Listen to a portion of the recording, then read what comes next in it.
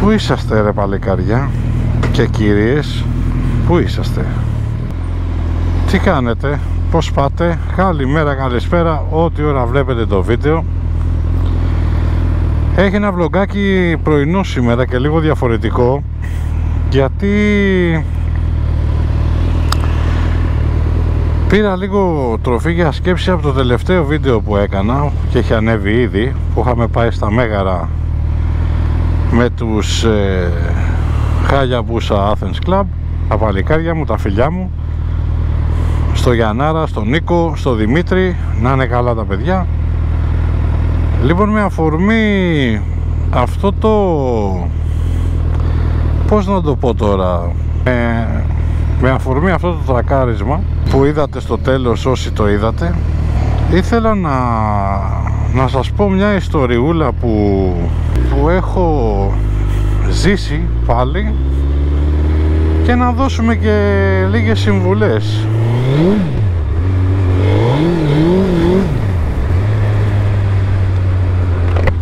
Και να δώσουμε και λίγες συμβουλές περί αυτού του θέματος, γιατί παρατηρώ, καταρχήν πάμε βόλτες, πάμε Βίλια, πάμε Χαλκίδα, πάμε Πάχη, πάμε Ψάθα και πάμε τι ωραία και έρχεσαι από αυτή τη βόλτα ρε παιδί μου που έχεις γεμίσει μπαταρίες και είσαι και γεμάτος και είσαι και ωραίος και είσαι και έτσι, με το που μπαίνεις στην Αθήνα βλέπεις αυτά τα πράγματα, βλέπεις ένα τρακάρισμα το οποίο σου χαλάει όλη τη διάθεση ρε παιδί μου. Δεν ξέρω. Το θεωρώ λίγο αδιανόητο αυτό το πράγμα που συμβαίνει, να κάνεις τέτοιες βόλτες, να κάνεις τόσο μεγάλες βόλτες, να περνάς όμορφα και με το που μπαίνεις στην Αθήνα μέσα στην πόλη να βλέπεις τρακάρισμα. Παρατηρώ έτσι με όλα αυτά που σκέφτομαι καθημερινά, γιατί παιδιά, το να οδηγήσεις μοτοσικλέτα στην πόλη δεν είναι το ίδιο με το να βγεις έξω. Έχει τεράστια διαφορά. Στην πόλη υπάρχουν πεζοί, υπάρχουν μαλάκες, υπάρχουμε εμείς. Τι γίνεται τώρα, αγαπητέ σύντροχε, μην αφήνεσαι. Το μυστικό, το κλειδί για να είσαι με ασφάλεια πάνω στους δύο τροχούς είναι να μην αφήνεσαι. Το μυστικό λοιπόν είναι αυτό. Και γιατί το λέω, θα σας δώσω ένα παράδειγμα. Είχα το 2012 είχα ένα παπάκι που πήγαινα στη δουλειά. Αυτό το επεισόδιο μπορεί να πιαστεί και σαν story time, έτσι, να το ξέρετε. Οπότε είναι μια ενδιαφέρουσα ιστορία και λίγο αστεία θα έλεγα. Τώρα είναι αστεία, γιατί εκείνη την ημέρα δεν ήταν καθόλου αστεία. Όταν μπήκα στο σπίτι δεν πίστευα ότι ήμουν ολόκληρος. Το 2012 είχα ένα Innova από τα πρώτα ejection που είχαν βγει. Το ejection μπροστά είχε ένα τρομερό φρένο, ένα δισκόφρενο πάρα πολύ ωραίο φρένο. Νομίζω, αν θυμάμαι καλά, ήταν και διπίστονο η δαγκάνα του. Τέλος, δεν θυμάμαι. Πάντως είχε πάρα πολύ καλό φρένο και πίσω είχε εξίσου καλό σε ταμπούρο. Όλοι το ξέρετε το Innova, το ejection. Λοιπόν, το είχα πάρει παιδιά καινούριο της σκούτας. Τότε εγώ δεν χάζευα και πολύ με τα ιντερνετικά και με τα site και με τα forum και όλα αυτά, τότε ό,τι είχα σταματήσει που ασχολιόμουν με το enduro, με τις βόλτες στα βουνά και τέτοια πράγματα, ό,τι είχα σταματήσει. Ήμασταν πιο αλήτες εμείς, δεν ήμασταν του ίντερνετ. Τώρα όσο μεγαλώνουμε γινόμαστε του ίντερνετ. Λοιπόν, και δούλευα τότε σε μια περιοχή στη Νέα Ερυθρέα.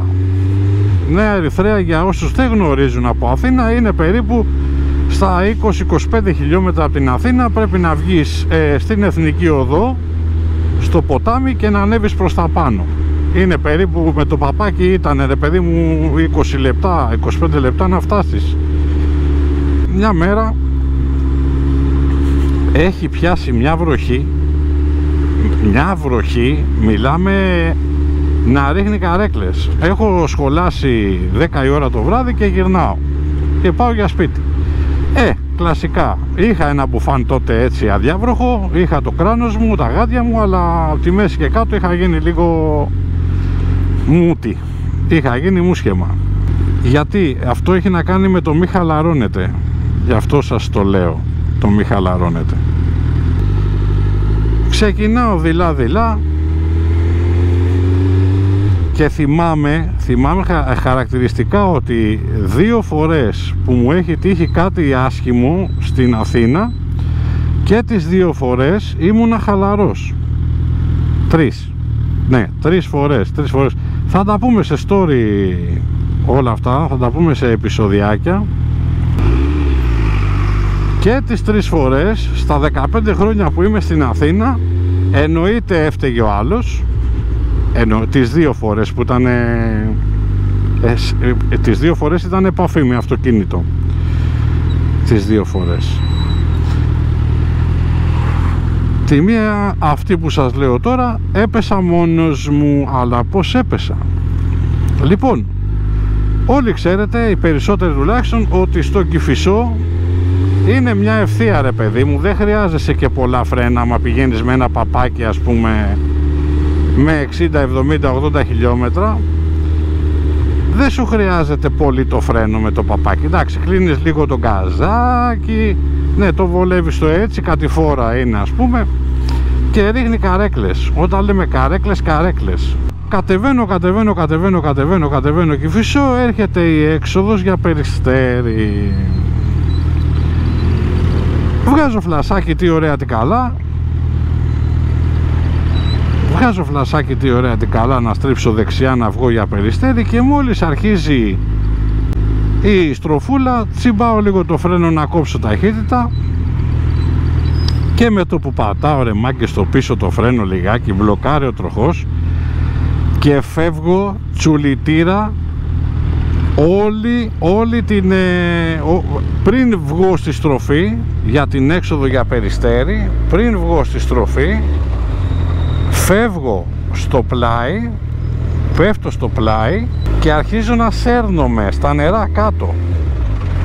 Έλα όμως που σταματάω σιγά σιγά πριν σκάσω στο διάζωμα, γιατί αν έτρεχα λίγο παραπάνω και έσκαγα πάνω στο διάζωμα, εκεί θα είχα χτυπήσει, σίγουρα θα είχα χτυπήσει. Δεν πήγαινα με πολλά, αλλά όταν πέσεις με βροχή, η υδρολίσθηση νομίζω λέγεται, μπορεί να κάνω λάθος, άμα κάνω λάθος διορθώστε με, δεν σε σταματάει, είναι σαν να κάνεις τέτοιο, είναι σαν να κάνεις πατινάζ. Είναι πάρα πολύ επικίνδυνο αυτό, γιατί είναι σαν να είσαι πάνω σε πάγο. Βάση περιπτώσει, σταματάει μια κυρία, μου λέει, παλικάρι μου, είσαι καλά? Μου λέει, πώς έπεσες? Τι να της εξηγήσω τώρα εγώ? Τι να της εξηγήσω? Είχα χεστεί πάνω μου, ήμουνα μουσκεμα, είχα συρθεί 50 μέτρα. Να μην σας τα πω, λέω, σηκώνομαι πάνω. Η κυρία αυτή, οι μάγκες, ήταν ακριβώς από πίσω μου και είδε όλο το σκηνικό. Ευτυχώς αντέδρασε άστρα πιαία και δεν με πάτησε. Γιατί θα μπορούσα να είχα χτυπήσει στις μπαριέρες, έτσι. Αν δεν χτυπούσα στις μπαριέρες, θα με πάταγε από πίσω μου. Γιατί εντάξει, με παπάκι είσαι ρε παιδί μου, με παπάκι είσαι. Δεν έχεις χιλιόμετρα. Ένα αυτοκίνητο κοντά σου είναι πολύ πιθανό να γίνει μαλάκια. Γιατί σας το λέω τώρα αυτό? Γιατί έκατσα και το έψαξα λοιπόν, και όταν στο Innova και σε όλα τα Innova, injection και μη, δεν θυμάμαι για το καρμπυλατέρ, αν το είχε αυτό. Λοιπόν, όταν έμπαινε νερό στο ταμπούρο πίσω, τα πρώτα 10-20 πατήματα ήταν μπλοκάρισμα, αν δεν το ρύθμιζες εσύ στο πόδι σου. Αν το τσίμπαγες λίγο παραπάνω, εκεί που φρενάριζε, ξαφνικά μπλοκάριζε ο τροχός. Έκατσα, το έψαξα, ναι, όντως ίσχυε αυτό και πολλοί αλλάζαν σε αγώνες. Λυνότανε το πρόβλημα αυτό, αλλά εγώ δεν το ήξερα, δεν το γνώριζα αυτό. Παιδιά, μιλάμε για μπλοκάρισμα τώρα το φρένο, έτσι. Μιλάμε για καριό μπλοκάρισμα. Κρακ, έφυγα. Ξάπλα κάτω. Λοιπόν,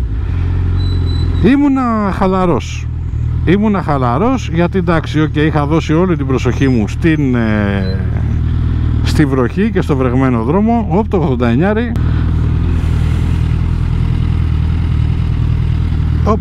Είχα δώσει την προσοχή μου όλη στη βροχή. Αφαιρέθηκα, πάτησα το φρένο, γλίστρισα και έπεσα. Ευτυχώς, για καλή μου τύχη, δεν χτύπησα, πέρα από γδαρσίματα, πέρα από τραντάγματα που είχα, δεν έσπασα κάτι, δεν ήταν κάτι δυνατό. Αλλά αυτό που βλέπω, και αυτό είναι που θέλω να σας πω, είναι η προσοχή. Λοιπόν, είναι το σημαντικότερο πράγμα, ιδιαίτερα όταν οδηγείς μέσα στην Αθήνα, μηχανάκι, παπάκι, το οτιδήποτε. Το σημαντικότερο είναι, παιδιά, η προσοχή. Δηλαδή, είσαι μέσα στην Αθήνα, είσαι μέσα στο κέντρο, είσαι μέσα στη Θεσσαλονίκη. Τα φιλιά μου στη Θεσσαλονίκη, τα φιλιά μου στη Ρόδο, τα φιλιά μου στην Κρήτη, τα φιλιά μου σε όλα τα παιδιά που μας βλέπουν, και ευχαριστώ πάρα πολύ για τη στήριξη. Μην ξεχνιόμαστε. Λοιπόν, για όλους εσάς που οδηγείτε μέσα στην πόλη, είτε με παπάκι, είτε με μοτοσυκλέτα, είτε με το οτιδήποτε, να θυμάστε ότι είσαστε κάπου και σας σημαδεύουν ελεύθεροι σκοπευτές.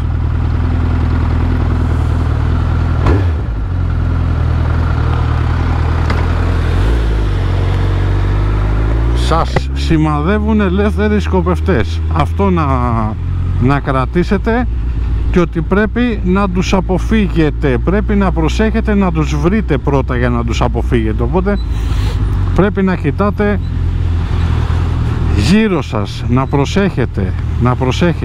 Όλα αυτά που λέω τώρα είναι με αφορμή αυτό που είδα την Κυριακή που γυρίσαμε, που πήγαμε μια βόλτα η οποία είχε και γκάζια, είχε και τρέξιμο, είχε και drag day, είχε καφέ. Ήταν μια υπέροχη βόλτα και μπήκαμε μέσα στην Αθήνα, μπήκαμε μέσα στην πόλη, και το πρώτο πράγμα που αντικρίσαμε ήταν τρακάρισμα μηχανάκι με αυτοκίνητο σε πολύ κουλό σημείο, έτσι, σε πολύ κουλό σημείο, πραγματικά σε πολύ κουλό σημείο. Τραβάει αυτό. Σήμερα ήταν μια περίεργη μέρα, έπρεπε να βγάλω τον μπούσα για να πεταχτώ τώρα το πρωί σε μια δουλειά, οπότε ήταν αναπόφευκτο αυτό, και με την ευκαιρία έκανα το βίντεο αυτό για να σας πω 5-10 πραγματάκια. Με αφορμή λοιπόν αυτό το που αντίκρισα, το ότι πάμε βόλτες, τρέχουμε, κάνουμε, ράνουμε και μπαίνουμε μέσα στην πόλη και γίνεται η μαλακία. Με αφορμή αυτό έκατσα και σκέφτηκα ότι τελικά όταν χαλαρώνεις και λες έλα μωρέ, εντάξει μωρέ, κάτσα να το περάσω αυτό, όταν χαλαρώνεις και είσαι χαλαρός, μειώνεται η προσοχή σου. Και με το αυτοκίνητο ισχύει αυτό, απλά το αυτοκίνητο είναι λίγο πιο στάνταρ οι κινήσεις και είσαι λίγο πιο διαφορετικά. Στη μοτοσυκλέτα ή στο μηχανάκι είσαι πολύ πιο εκτεθειμένος. Αυτό λοιπόν που θέλω να πω εγώ, για να μην βάζετε τη ζωή σας πάνω από τίποτα. Μην βάζετε τη ζωή σας πάνω από τίποτα. Όλοι κάνουμε μαλακίες, κανένας δεν είναι ο τέλειος οδηγός. Κανένας. Όλοι κάνουμε μαλακίες, αλλά αν θες μια συμβουλή από ένα μηχανόβιο χρόνια στον κουρμπέτι, σου λέω αυτό: μην αφήνεις τον εαυτό σου, μη θεωρείς δεδομένο το δρόμο, το τιμόνι, μη θεωρείς δεδομένο τίποτα. Σε μια στιγμή που θα αφαιρεθείς μπορεί να γίνει τεράστιο κακό. Έτσι λοιπόν και εγώ αφαιρέθηκα εκείνη την ημέρα και έφαγα τη γλίστρα της ζωής μου. Φοβήθηκα, γιατί δεν μπορείς να σταματήσεις όταν πέσεις πάνω σε νερά. Μπορεί να σε πλακώσει και το μηχανάκι που ακολουθεί, αναλόγως ποιο θα φύγει πρώτο, ή εσύ θα πέσεις πάνω του ή αυτό πάνω σου με τέτοια βροχή. Γι' αυτό και θέλει πάρα πολύ προσοχή. Ένα επεισόδιο και με story time μέσα, έτσι, και με λίγες σκέψεις που μοιράζομαι μαζί σας και γουστάρω. Είναι από τις λίγες φορές που έχω βγάλει τον μπούσα καθημερινή έξω, αλλά ήταν ανάγκη σήμερα. Και να σας πω και κάτι, εντάξει, ήθελα μωρέ και εγώ, ήθελα και εγώ να το βγάλω έτσι. Από την Κυριακή ήθελα να το βγάλω μια βολτούλα.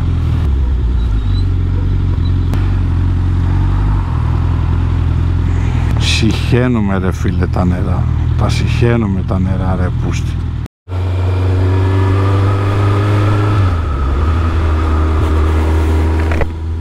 Αυτό ήθελα να μοιραστώ μαζί σας, ήταν οι σκέψεις μου, οι οποίες ρε παιδί μου δεν ξέρω γιατί να γίνεται αυτό ρε παιδί.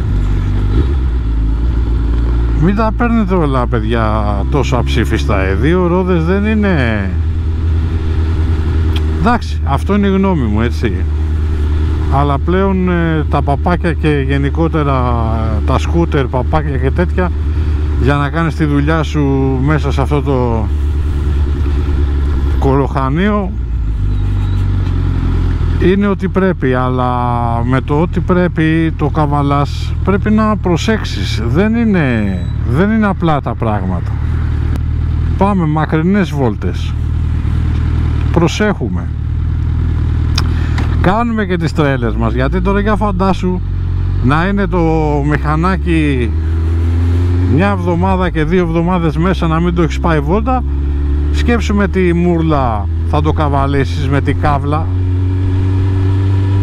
αν δεν το έχεις πάει βόλτα ας πούμε 1,5-2 εβδομάδες.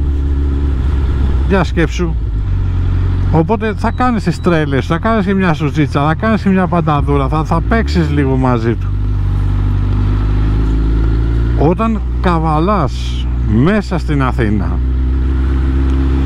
μέσα στη Θεσσαλονίκη, μέσα στην πόλη γενικότερα, καβαλάς με άλλη σιγουριά ότι ναι, είναι η καθημερινότητά μου. Δεν είναι η καθημερινότητά σου. Δεν είναι η καθημερινότητά σου. Καβαλάς το παπάκι, καβαλάς το σκούτερ και κινδυνεύει η ζωή σου. Κινδυνεύει η ζωή σου. Δεν είναι καθημερινότητα. Είναι κάτι που πρέπει να προσέξεις. Οπότε μάκα μου και μελλοντικοί μηχανόβοι, εσείς οι πιτσιρικάδες με τα παπάκια, Βάλτε στο μυαλό σας ότι δεν είναι και οι ντιλιβεράδες πάνω απ' όλα, έτσι. Δεν είναι το μηχανάκι μια καθημερινότητα. Μην το βλέπετε σαν ρουτίνα. Κάθε φορά που καβαλάτε θα προσέχετε τους άλλους. Θα προσέχετε, σας έρχονται βέλη, σας έρχονται σφαίρες από δεξιά και αριστερά.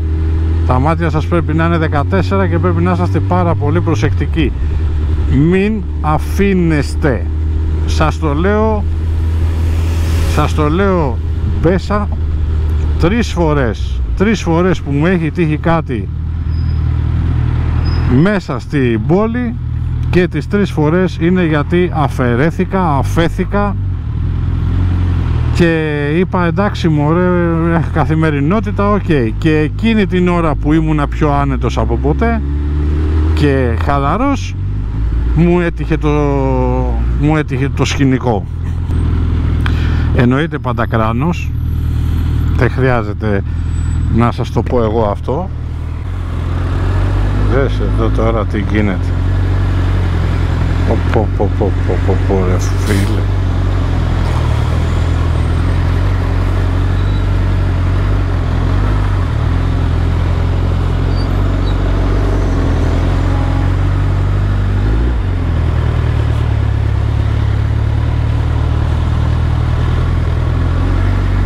Ωραίο είναι το μπούσα στην κίνηση. Μόνο που είναι λίγο σκληρά τα μπροστινά τα δακάκια ρε μάγκες και ψιλοτρίζουνε. Εντάξει, με ενοχλεί λίγο στα λίγα χιλιόμετρα, αλλά εντάξει. Ναι, δεν περίμενε το μπούσα να είναι τόσο ευλίγιστο πάντως, να ξέρετε.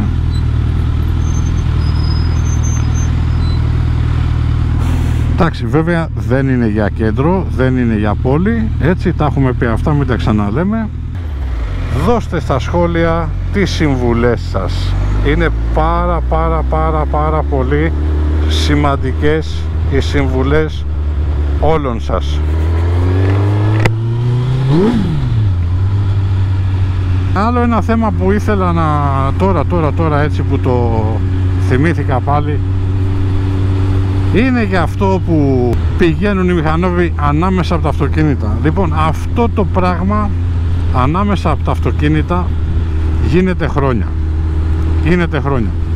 Δεν έχει ξεκαθαριστεί ακόμα αν είναι νόμιμο ή παράνομο στο 100%. Εντάξει, δεν ξέρεις. Όπως και πολλά άλλα, έτσι. Όσον αφορά το θέμα οδήγησης, η προσπέραση από δεξιά, έτσι. Αλλά εγώ θα πω ένα πράγμα, γιατί όλοι είπατε τη γνώμη σας. Όλοι έχετε τη γνώμη σας, γνωστόν και ως ξέρετε τώρα, μην τα λέω. Όλοι έχουμε από μία. Θα πω και εγώ τη δική μου. Γιατί στην Ελλάδα δεν μπορείς να πεις ξεκάθαρα φταίει αυτός. Δεν γίνεται αυτό το πράγμα να το πεις. Δεν γίνεται. Είναι ένα μπουρδέλο. Και ο κόκκι είναι μπουρδέλο και όλα είναι μπουρδέλο. Σου λέει απαγορεύεται να προσπερνάς από δεξιά, όπως θα κάνω εγώ τώρα. Αυτό απαγορεύεται σε όλους τους δρόμους, σε όλες τις εκδοχές.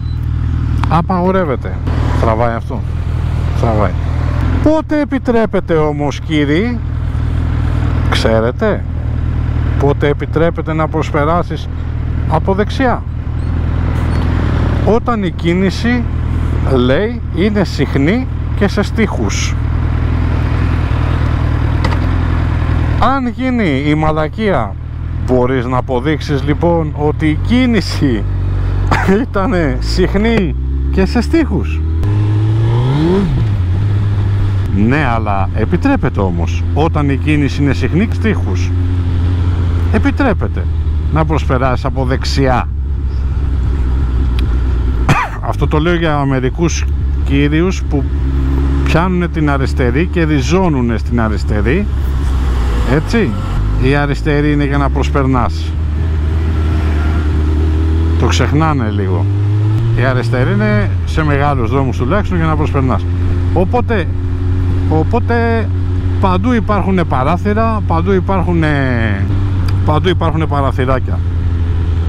Εντάξει, όσον αφορά τώρα το θέμα της διήθησης, μ' αρέσει και η λέξη διήθηση, το λέω σωστά?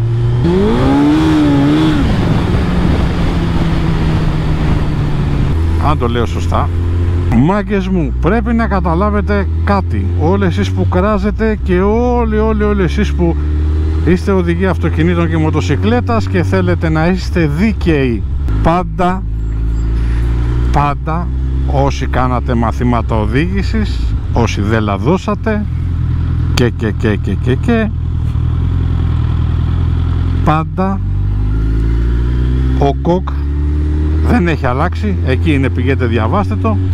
Ο κώδικας λέει, για να αλλάξεις λωρίδα κυκλοφορίας πρέπει να ελέγξεις από τους καθρέφτες σου προσεκτικά και να ρίξεις και μία ματιά πάνω από τον ώμο σου πίσω αριστερά.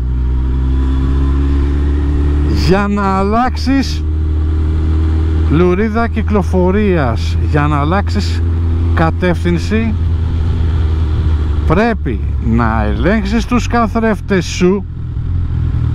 Ακούτε τώρα, γιατί όλοι λέτε για τη διήθηση, όλοι λέτε για αυτό που κάνω τώρα εγώ και τα λοιπά.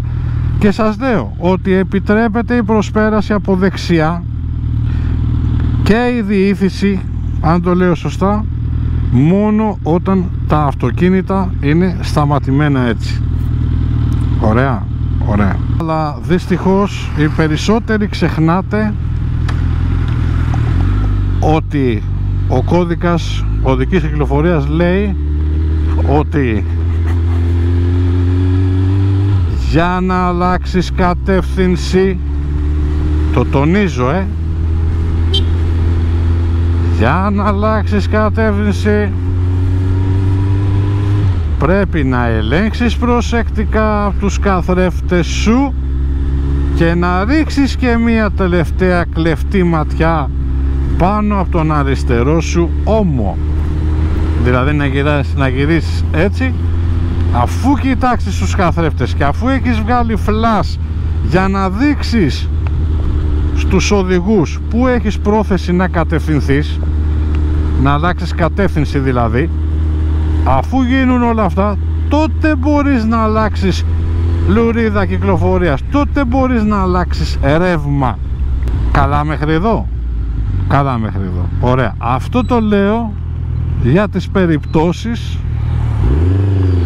ωραίος, για τις περιπτώσεις που έχουμε δει ότι ξαφνικά ένας ανάβει το flash, χραπ, και σε κλείνει και πέφτεις κάτω. Λοιπόν, σε αυτή την περίπτωση δεν έχει ελέγξει καθόλου. Αν έρχεται κάποιος στα παπάρια του ή στην πούτσα μας, κύριε, μου ήρθε να στρίψω, είχα βγάλει flash. Όπ, η απάντηση. Ήρθε η απάντηση έτοιμη. Είχα βγάλει flash. Δεν πά να έχεις βγάλει flash, δεν πά να έχεις κάνει. Αν δεν ελέγξεις δεξιά, αριστερά, πίσω σου και με την άκρη του ματιού σου πάνω από τον ώμο, δεν μπορείς να αλλάξεις λουρίδα, ρε. Δεν μπορείς να... Πού να χτυπάς τον κόλλο σου κάτω.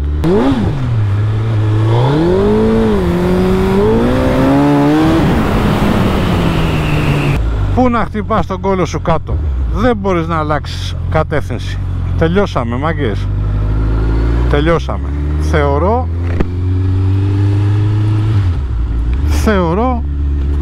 ότι κλείσαμε το θέμα αυτό της διήθησης και τα λοιπά και της διείσδυσης και όλων των θεμάτων αυτών. Εντάξει, αν θέλετε να είμαστε δίκαιοι, αν θέλετε να είμαστε δίκαιοι και σωστοί, έτσι έχουν τα πράγματα. Χωνέψτε το.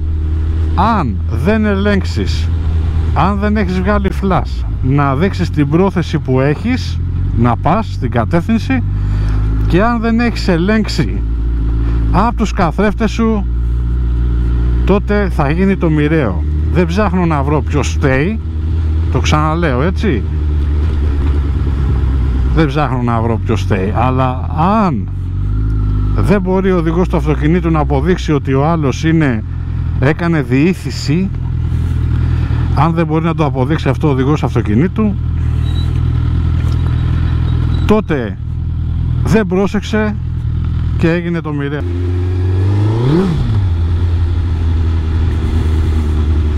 Λοιπόν, μάγκες μου, ευχαριστώ που είδατε το βίντεο, ευχαριστώ για τη στήριξη. Αν θέλετε να ακολουθήσουν και άλλα βιντεάκια με story time, γράψτε στα σχόλια. Κάθε παρατήρηση δεκτή για να γινόμαστε καλύτεροι. Δεν έχω λόγια. Σας ευχαριστώ πάρα πολύ. Μέχρι το επόμενο βίντεο λοιπόν, τι λέμε? Kisses. Να είστε όλοι καλά, παιδιά. Και μην ξεχνάτε, έτσι, like και subscribe. Μην ξεχνάμε, εγγραφή στο κανάλι. Θα γίνει χαμούλης, θα γίνει χαμούλης. Προσέχτε, μάγκες, και πάντα όρθιοι. Φιλιά πολλά.